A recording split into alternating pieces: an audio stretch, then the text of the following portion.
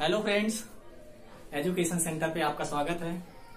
मैं सुनील मौर्य आपको फिजिक्स की क्लास कराऊंगा। फिजिक्स, एसएससी, रेलवे, ठीक है, जहां जहां भी पूछा जाता है कंपटीशन में आपको वो फिजिक्स हमें करना है, ठीक है ना। इसमें हमें बेसिकली बहुत सारे चैप्टर्स आते हैं और जहां से पेट क्वेश्चंस आते हैं, मैंने कुछ टॉपिक के नाम बोर्ड पर लिखे हुए हैं और यहाँ से जो आपको पढ़ने हैं और 1 बाय 1 मैं आपको ऐसे चैप्टर वाइज आपको पढ़ाते चलूंगा। अच्छे से इनको अंदर तक समझते चलेंगे, हैं क्या, कैसे आता है, कैसे नहीं आता है, कौन से एग्जाम में क्या क्वेश्चन आता है, कब कौन सा आया हुआ है और आगे क्या आने की संभावना है। बेसिकली अगर देखा जाए तो रेलवे का एग्जाम अभी जल्दी ही होने वाला है, ठीक है। अभी कुछ दिनों बाद जैसे लॉकडाउन हटेगा तो आपका CBT 1 एग्जाम कराया जाएगा रेलवे की तरफ से। तो रेलवे में जो ग्रुप डी और रेलवे NTPC की जो पोस्ट है उसमें फिजिक्स एक बहुत बड़ा रोल प्ले करती है। फिजिक्स से लगभग अगर देखा जाए तो आउट ऑफ 100 जिसमें कि आपका मैथ आता है और रीजनिंग आता है और उसके अलावा आपका जो साइंस वाला पोर्शन आता है, इसमें भी जो फिजिक्स है, साइंस में आपका साइंस प्लस जनरल अवेयरनेस, जो अदर आपका ज्योग्राफी हो गया, पॉलिटी हो गया और हिस्ट्री, ये सब चीजें आती हैं। उसमें आपका जो फिजिक्स है एक बहुत ज्यादा वेटेज रखता है, फिजिक्स, केमिस्ट्री और आपका बायोलॉजी, ठीक है। अगर देखा जाए तो लास्ट एग्जाम में देखा जाए ALP असिस्टेंट लोको पायलट को जो एग्जाम हुआ था उसमें फिजिक्स किसी किसी एग्जाम में ये पूरा वेटेज 30 नंबर का रखता है, साइंस और प्लस GK GS ये वाला पोर्सन। तो इसमें जो फिजिक्स आया था लगभग 30 में से कभी किसी एग्जाम में 10 आया था, किसी में 12 भी आया था और किसी में 15 भी आया था। और यहीं पे केमिस्ट्री अगर देखा जाए तो 8 से 10 नंबर की केमिस्ट्री आ जाती है। तो ये लगभग अगर 10 नंबर का ये आया तो 10 और 8 ये 18 हो गए। और ये 12 में कभी 10 नंबर की बायोलॉजी पूछ के 2 नंबर से यहाँ से पूछ रहा था और कभी अदर चीजें ऐसे थोड़ा सा वेरिएशन कर रहे थे। लगभग अगर देखा जाए तो फिजिक्स का वेटेज मिनिमम 10 नंबर तो आना ही है, मैक्सिमम आपका 15 भी हो सकता है, 14 भी हो सकता है। अदर पेपर में बहुत सारे पेपर होते हैं तो हर पेपर में थोड़ा सा इधर उधर डिसबैलेंस होता रहता है कभी। लेकिन फिजिक्स जो है इंपॉर्टेंट सब्जेक्ट है। अगर आपको सिलेक्शन लेना है तो फिजिक्स पढ़नी ही पड़ेगी। बिना फिजिक्स के आपका सिलेक्शन मैं ये नहीं कहूंगा कि नहीं होगा, बट बहुत ज्यादा कम चांस हो जाएंगे फिर, ठीक है। अगर फिजिक्स आपके साथ में है तो आपका बहुत अच्छा प्लस पॉइंट है, अच्छा नंबर गेन करने का, अच्छा स्कोर हो सकता है आपका उसमें। तो फिजिक्स में जैसे हमने कुछ टॉपिक के नाम बोर्ड पे लिखे हुए हैं, तो यूनिट एक तरीके से मात्रक की बात करते हैं हम इसमें। ये आपको मैं पढ़ाऊंगा, इसमें एक क्लास आपकी लगेगी, तो एक क्लास में आपको मैं पूरा यूनिट कंप्लीट करा दूंगा। इसमें से किसी एग्जाम में 1 नंबर, फिर 2 नंबर, इवन 3 नंबर भी इसमें से आए हुए हैं। 3 क्वेश्चन आए हुए हैं। बहुत छोटा सा चैप्टर है, अप्रोक्सीमेट आधे घंटे की वीडियो या आधे घंटे 45 मिनट में आपको ये खत्म कराया जाएगा, ठीक है। आधे घंटे और 45 मिनट की क्लास में ही ये यूनिट पूरा आपका मात्रक वाला चैप्टर खत्म हो जाएगा। और ये चैप्टर से जो जो पेट क्वेश्चंस आए हुए हैं मैं वो भी करा दूंगा आपको, ठीक है। और आने की क्या पॉसिबिलिटीज हैं वो भी बता दूंगा। तो और दूसरा चैप्टर आपका आता है मेजरमेंट, ठीक है, मापन, ठीक है। अब अगर देखा जाए तो ये दोनों मिला के एक चैप्टर है, ये दोनों ही मिला के एक चैप्टर है। यहां से आपका दोनों मिला के तो 3 नंबर मिनिमम आना ही आना है। बहुत ज्यादा इंपॉर्टेंट चैप्टर है और बहुत ही बेसिक है। जैसे आपको पूछा जाता है कि समय का मात्रक क्या होता है, तो समय का मात्रक सेकंड होता है। ऐसे आपसे क्वेश्चन पूछा जाएगा कि किन चीज का मात्रक क्या होता है, तो आपको मात्रक याद रखना है और उनके इंस्ट्रूमेंट्स के बारे में थोड़ा सा याद रखना है। किस डिवाइस से, किस इंस्ट्रूमेंट से क्या चीज नापी जाती है, ये नाम भी पूछा जाता है। कि जैसे करंट हो गई, आपको धारा जो है, धारा किस चीज से नापी जाती है, तो धारा एक एमीटर डिवाइस होती है, एक एमीटर इंस्ट्रूमेंट होता है जिससे नापी जाती है धारा। एमीटर हिंदी में बोलो, अंग्रेजी में बोलो। और हाँ, एक चीज आपको पहले से ही श्योर कर देना चाहता हूँ कि इंग्लिश और हिंदी इसमें किसी को कोई प्रॉब्लम नहीं आएगी। मैं दोनों ही एक साथ लेके चलूंगा, ठीक है। लिखूंगा हिंदी और अंग्रेजी दोनों में, आपको समझाऊंगा भी हिंदी अंग्रेजी में। और जो चीज भी आपको डाउट लगे कि हाँ ये चीज ऐसी होनी चाहिए, आप नीचे कमेंट करके आप पूछ सकते हो या बता सकते हो, सजेस्ट कर सकते हो कि हाँ ये चीज आगे करके ऐसे आपको करना है, ठीक है। तो मैं उस पर जरूर ध्यान दूंगा। आगे बढ़ते हैं। आपका दूसरा चैप्टर है मापन। इसमें आपको मापन यंत्रों के बारे में थोड़ा सा पढ़ना होगा और बस, बहुत ज्यादा नहीं आता है। यहाँ से मोशन की बात करते हैं। मोशन बहुत ही ज्यादा इंपॉर्टेंट चैप्टर है ये। मोशन मीन्स आपकी गति, यहाँ पे आपके न्यूटन के कुछ नियम हैं वो पढ़ने हैं, कुछ फॉर्मूलेज हैं, और यहाँ से बेसिकली एक क्वेश्चन न्यूमेरिकल के रूप में पूछा जाता है आपसे, ठीक है।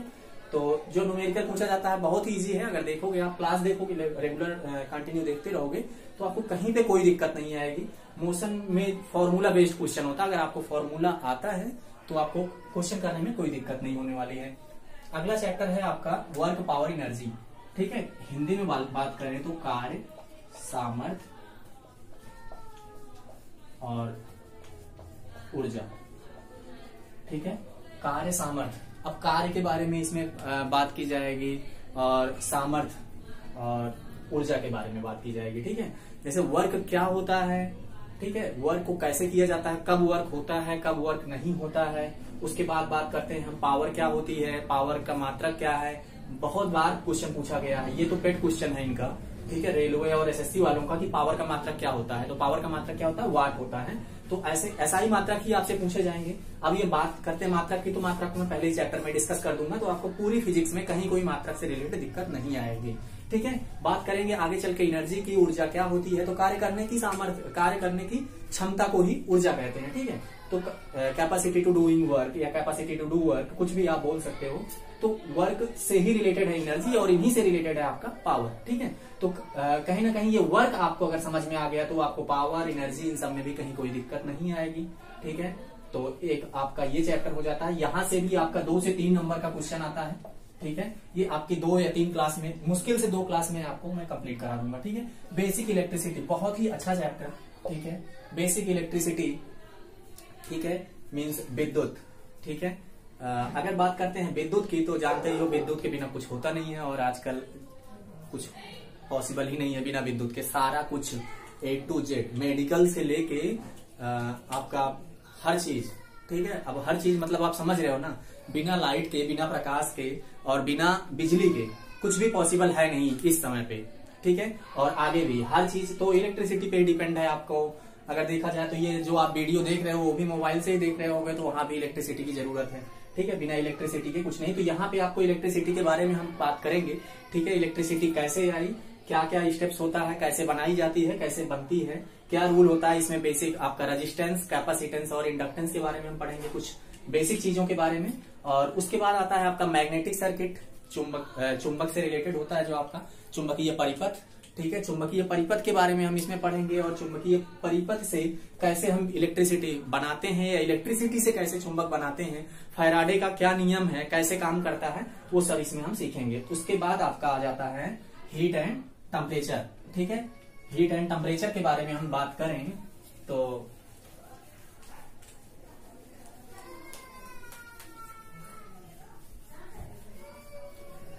जब हम बात करेंगे हीट एंड टेम्परेचर की, तो उष्मा और ताप, ठीक है। उष्मा क्या है, ठीक है, उष्मा में कौन कौन से नियम हैं, और ताप क्या है, किस ताप का मात्रक क्या है, ताप कैसे, कितने मात्रक हैं, और एक मात्रक से दूसरे मात्रक में ताप को कैसे बदला जाता है। लाइक सेंटीग्रेड से आपका केल्विन में कैसे बदलेंगे हम, ठीक है, फ़ारेनहाइट में कैसे बदलेंगे, रोमर में कैसे बदलेंगे, ठीक है। अदर मतलब एक से दूसरे फॉर्म में कैसे हम चेंज करते हैं टेम्परेचर को, वो सीखेंगे इसमें, ठीक है। और बेसिकली ताप क्या है, टेम्परेचर क्या है, तो ताप क्या है, ताप को मीजर करने के लिए कौन कौन से डिवाइसेस यूज की जाती हैं, कितने मेथड्स होते हैं, वो सीखना है हमको इस चैप्टर में। उसके बाद आ जाता है मास, वेट एंड डेंसिटी, ठीक है। मास क्या है, द्रव्यमान क्या है, ठीक है। जैसे बहुत सारी चीजें ब्रह्मांड में छोटे छोटे कणों के रूप में मौजूद हैं, ठीक है, और उन्हीं छोटे छोटे कणों से मिलकर कोई भी चीज बनती है, ठीक है। तो छोटे कण को अगर हमें देखना हो, छोटे कण का मास निकालना हो, तो कैसे पॉसिबल होता है, क्या तरीका होता है, क्या होता है ये मास, क्या होता है द्रव्यमान, होता क्या है एग्जैक्टली, इलेक्ट्रॉन, प्रोटॉन, न्यूट्रॉन क्या होते हैं, इसमें हम वो चीजें सीखेंगे, ठीक है। उसके बाद वेट की बात करते हैं। वेट मतलब होता है भार, ठीक है, भार। तो हिंदी में बात करेंगे वेट को, कि वेट को हम क्या कहते हैं, भार। तो बेसिकली क्वेश्चन ये होता है, कभी कभी बच्चे कंफ्यूज इसलिए हो जाते हैं कि मास क्या है और वेट क्या है, इन दोनों में डिफरेंस ही नहीं क्लियर हो पाता उनसे, ठीक है। तो मास का जैसे बात करें तो मास का मात्रक किलोग्राम होता है, और भार का मात्रक होता है आपका न्यूटन, ठीक है। जैसे बल का मात्रक न्यूटन होता है, तो भार का भी मात्रक न्यूटन होता है, ठीक है। तो दोनों के अलग अलग मात्रक हैं, लेकिन लोग कंफ्यूज रहते हैं, भार को मास की तरह और मास को भार की तरह यूज कर लेते हैं और यहाँ पे उनसे गलतियां हो जाती हैं। यहाँ से भी क्वेश्चन पूछा जाता है। बेसिकली भार का मात्रक, ठीक है, वेट का मात्रक क्या है, ये भी क्वेश्चन पूछा गया है लास्ट एग्जाम में अभी। डेंसिटी, डेंसिटी मीन्स होता है घनत्व। घनत्व जैसे कोई भी चीज है कितनी बड़ी है, उसका वेट क्या है, मीन्स द्रव्यमान, उनके आयतन के हिसाब से कितना द्रव्यमान है वही उसका घनत्व होता है। तो उसको हम पढ़ेंगे कि किस चीज का घनत्व कितना होता है, किसका घनत्व ज्यादा होता है, किसका कम होता है। जैसे बर्फ का घनत्व, ठीक है, ऑयल का घनत्व, अलग अलग चीजों का अलग अलग घनत्व होता है और घनत्व पे डिपेंड होता है उनका द्रव्यमान। तो द्रव्यमान कितनी एरिया कवर करता है, कितना वॉल्यूम लेता है, 1 किलो द्रव्यमान, वही उसका घनत्व हो जाता है। ठीक है, अब बात करते हैं नेक्स्ट चैप्टर जो आपको हमें पढ़ना है, ठीक है, वो पढ़ना है लेबर एंड सिंपल मशीन। ठीक है, लेबर क्या होता है,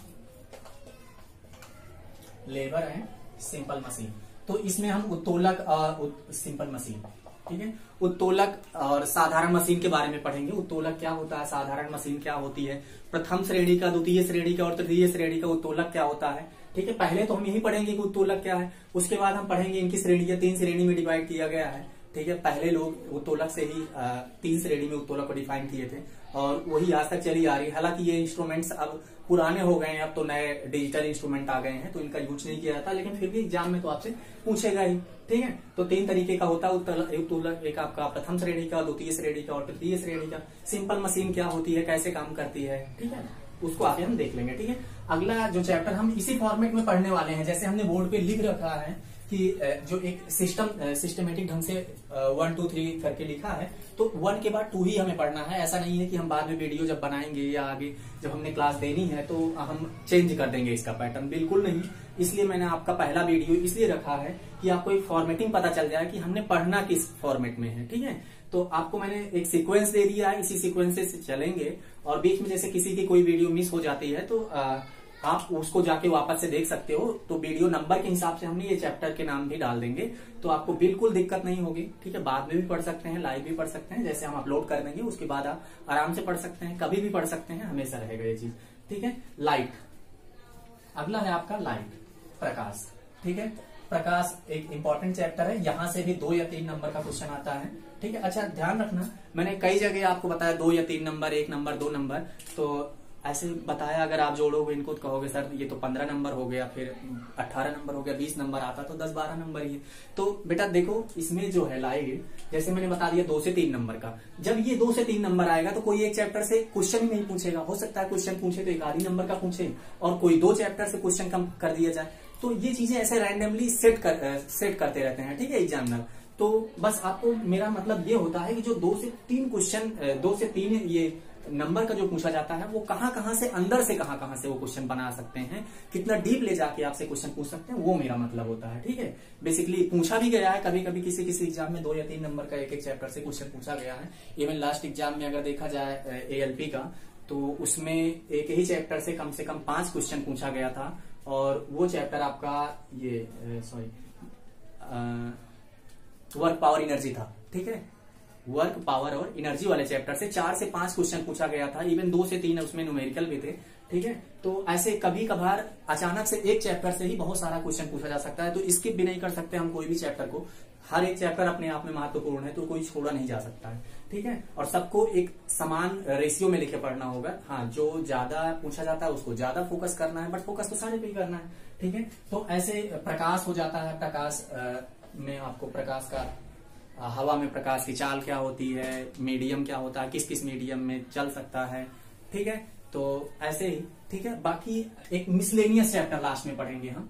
ठीक है, मिसलेनियस चैप्टर पढ़ेंगे, तो इसमें आपको जितनी भी चीजें बची रह जाएंगी साइंस की, जितनी भी फिजिक्स की जो चीजें इन चैप्टर्स में नहीं कवर हो पाई हैं, वो चैप्टर्स में हम सारे के सारे क्वेश्चंस कर लेंगे और आपको मैं लास्ट में लगभग 250 प्लस क्वेश्चंस दे दूंगा।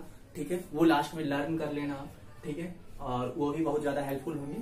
इसी के साथ आपका फिजिक्स खत्म हो जाएगा। लगभग आपको 20 क्लास लेनी पड़ेगी फिजिक्स की। ठीक है, 20 से 25 भी हो सकती है, मैं मतलब लगभग बता रहा हूँ। ठीक है, तो 20 से 25 क्लास में आपकी पूरी फिजिक्स खत्म हो जाएगी। इवन वो आपको एसएससी का एग्जाम देना है फिजिक्स के लिए, यहाँ ये वीडियो सफिशियंट रहेंगी। ठीक है, रेलवे का एग्जाम देना है, ये वीडियो बिल्कुल सफिशियंट रहेंगे। 100% गारंटी लेता हूँ कि अगर ये आप पूरी वीडियो देख लेते हो ठीक है, जितना मैं कहता हूं उसके हिसाब से करते हो तो आपको फिजिक्स में कहीं कोई प्रॉब्लम कभी भी नहीं आएगी। ठीक है, थैंक यू। ये सेशन यहीं पे एंड कर देता हूँ। ठीक है, इसके बाद आप इस चैनल को लाइक, सब्सक्राइब और शेयर जरूर कर देना और बगल में लगी बेल आइकन को जरूर दबा देना, जिससे कि नेक्स्ट जब वीडियो आए तो आपको जरूर पता चल जाए। Thank you.